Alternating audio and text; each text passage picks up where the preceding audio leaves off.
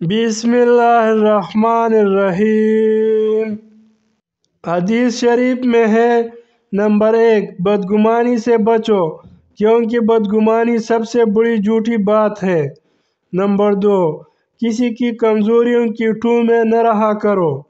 Number 3, जासूसी न किया करो। नंबर 4, एक दूसरे पर बेजा बढ़ने की होश न करो। नंबर 5, हसद न करो।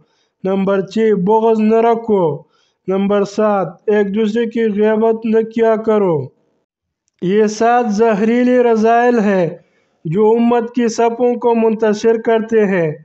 इज्तिमाइयत पारा पारा हो जाती है। उनसे बचना नहायत ज़रूरी है।